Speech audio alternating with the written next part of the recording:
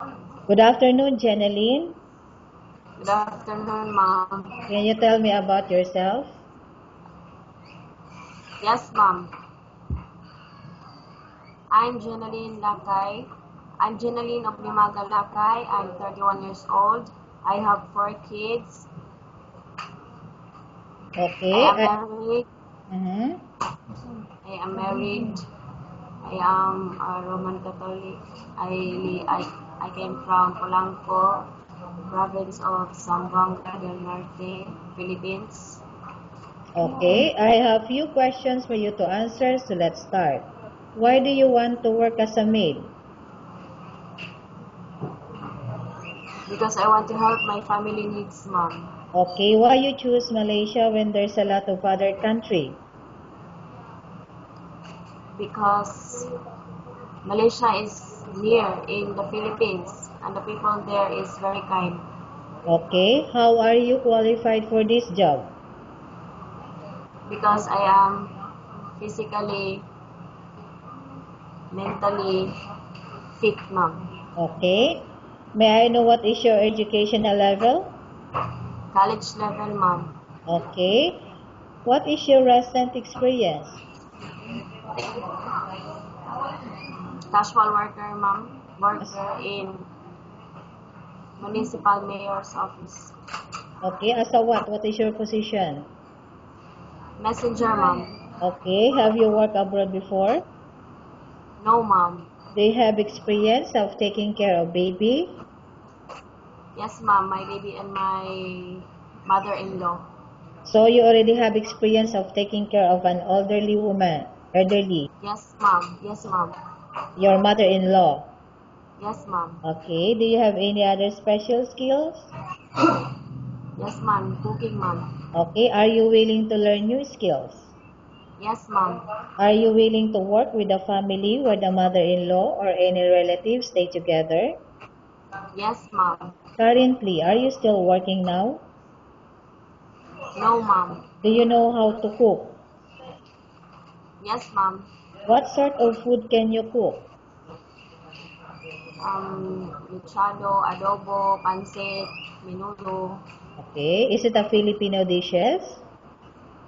Yes, ma'am. Filipino food, ma'am. Okay. Are you aware that you will have to do washing, cleaning, ironing, and cooking? Yes, ma'am. From all the house chores, which do you like most? Washing, ma'am. Okay. Washing, cleaning.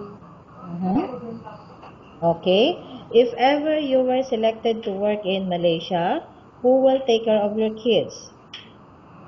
My husband, ma'am. Okay. You are not allowed to use handphone during working hours. Yes, ma'am. You are only allowed to use handphone after you finish all the works and when going to bed.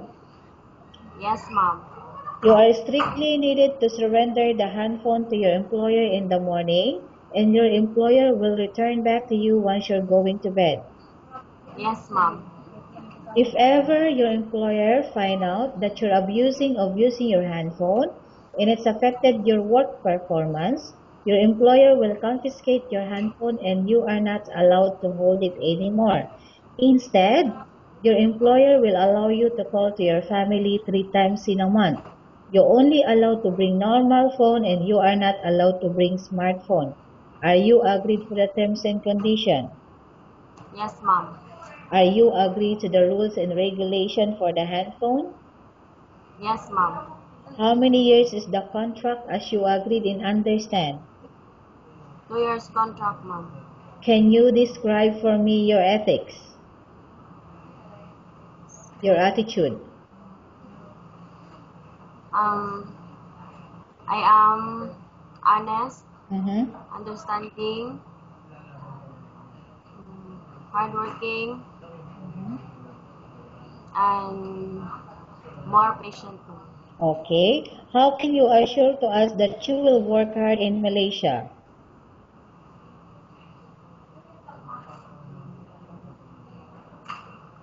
I assure you that I will work hard Mm-hmm. to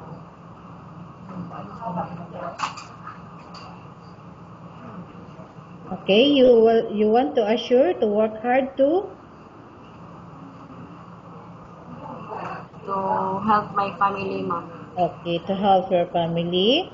Can you promise not to use the telephone without the permission of your employer? Yes, ma'am. Can you promise not to put on makeup but to dress properly while work? Yes, ma'am. Can you promise not to invite friends and relatives without the consent of your employer? Yes, ma'am. Can you promise not to ask for advance salary from your employer under any circumstances? Yes, ma'am. Do you really understand of the rules and regulations of the agency? Yes, ma'am. Do you pay any placement fee for you to come to Malaysia to work as a maid? No, ma'am. Do you have any history of sickness, example breast cancer or any other illness? No, ma'am. Do you suffer from any skin diseases, allergy or physical defect? No, ma'am. Have you suffered from any serious illness? No, ma'am. Have you undergone any operation? No, ma'am. Are you medically fit? Yes, ma'am. Are you on any medication? No, ma'am. Are you allergic with any food? No, ma'am. Are you prepared to work for the employer of any race? Yes, ma'am. Are you prepared to eat the type of food taken by your employer? Yes, ma'am. Are you afraid of being left alone in the house? No, ma'am. Are you afraid of dogs or other pets? No, ma'am. Can you promise to work according to instruction from your employer? Yes, ma'am. Do you have any immediate family working in Malaysia? No, ma'am. Okay, Jenaline, we have finished our question section. Let's go to case study.